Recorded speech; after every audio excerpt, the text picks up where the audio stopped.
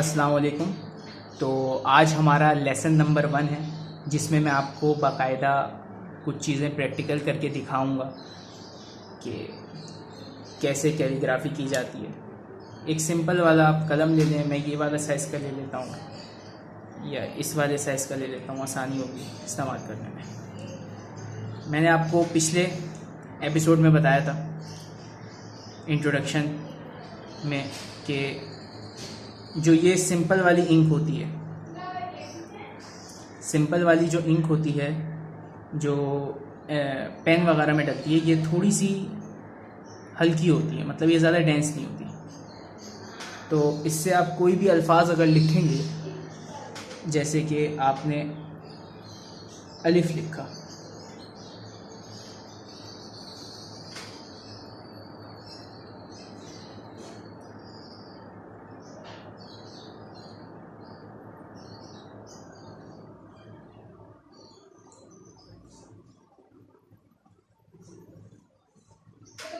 ये आपने यहाँ पे अलिफ लिखा, तो ये इतनी मतलब ये जब आप ज़्यादा बड़ा लिखने की कोशिश करेंगे तो इसकी जो इंक की डेंसिटी है वो कम हो जाएगी।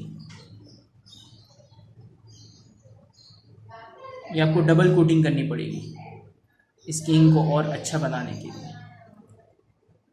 इसी तरह जो दूसरी इंक मैं इस्तेमाल करता हूँ अपनी कैलीग्राफी में, वो है ओमेगा की।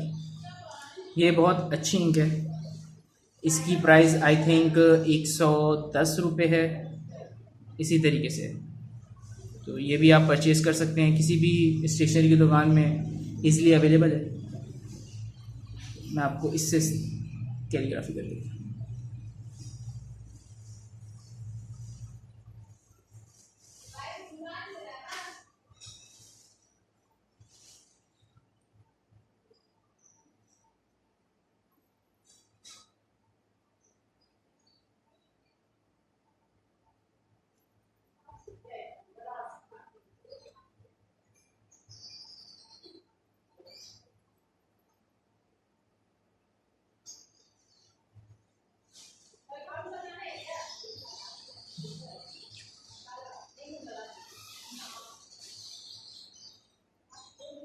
तो एक आपने इससे लिख दिया। डिफरेंस आप खुद जब करेंगे प्रैक्टिस तो आपको पता चल जाएगा कि एक सिंपल इंक में क्या फ़र्क होता है और एक इस वाली इंक में ओमेगा की, अल्फ़ा की इंक में क्या फ़र्क होता है। बाकी मैं आपको ये बताता चलूँ कि कैलीग्राफी में ये जो मोटाई होती है, इसको हम कहते हैं कद, ठीक है। और ये जो सिंपल लाइन होती है, हम इसको कहते हैं खत, ठीक है। तो ये आपने ध्यान में रखना है कि कद किसको कहते हैं और ख़त किसको कहते हैं। बाकी कैलीग्राफी के लिए जो आप वुडन पेन इस्तेमाल करेंगे, इसको पकड़ने के भी कुछ आदाब हैं। काफ़ी लोग गलत पकड़ते हैं, जिसकी वजह से वो कैलीग्राफी कर नहीं पाते। ये एक पेन है, आप देख रहे होंगे, कुछ लोग इस तरीके से पकड़ते हैं, कुछ लोग बिल्कुल ही ऊपर से पकड़ते हैं।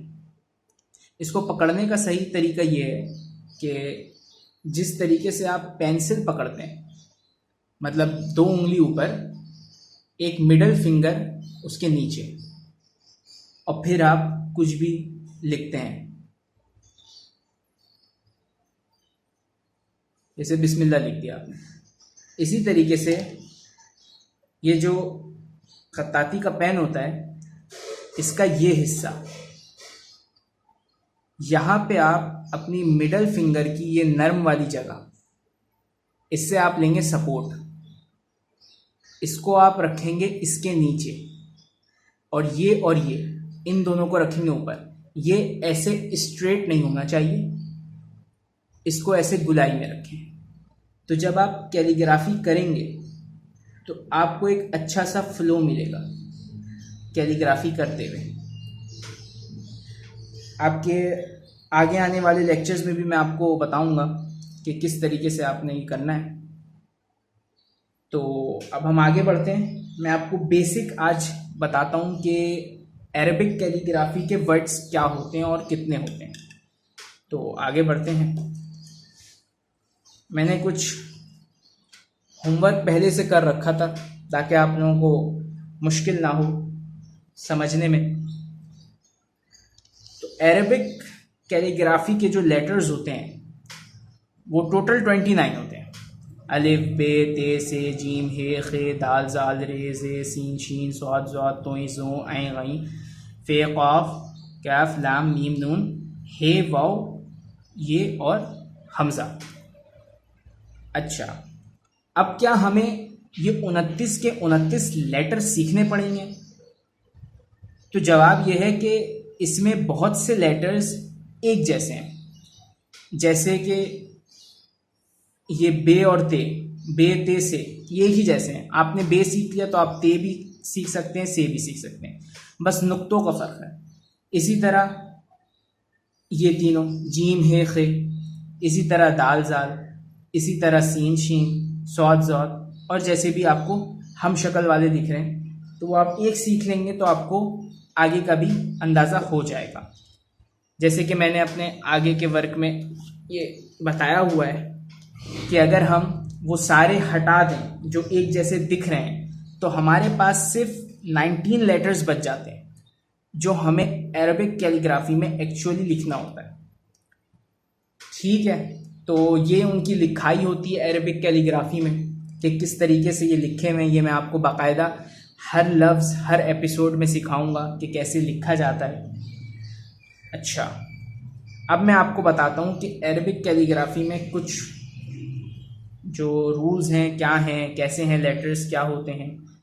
इनमें 3 तरीके के लेटर्स होते हैं। एक इंडिविजुअल लेटर्स जो बिल्कुल अकेला होता है, एक फिनिशिंग लेटर्स जो आखिर में आता है, और एक कमेंसिंग लेटर जो हर जगह जुड़ जाता है।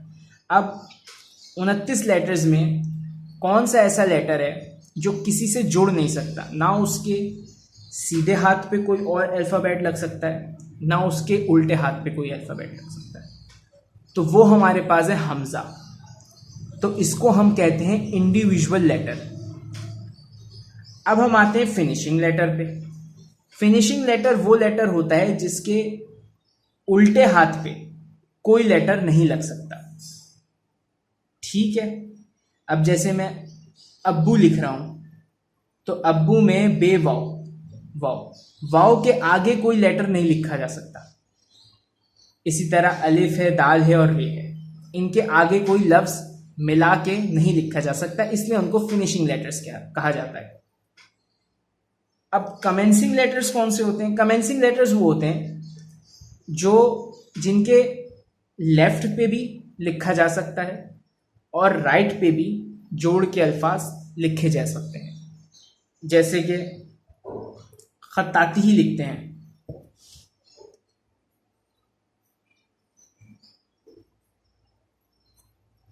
खत्ताती लिखते हैं। अब इसमें तोएं के आगे भी खे है और इसके बाद भी अलिफ है, तो ये दोनों तरीके से दोनों तरफ से जुड़ सकता है लफ्ज़ों से। तो ऐसे लफ्ज़ों को आप कमेंसिंग लेटर कहते हैं। तो यहाँ पे मैं आज की क्लास अपना लेसन ख़त्म करता हूँ। आगे से फिर हम स्टार्ट करेंगे कि कैसे अल्फाज को लिखा जाता है। तो तब तक आप लोग अपना ख्याल रखें। खुदा हाफिज़।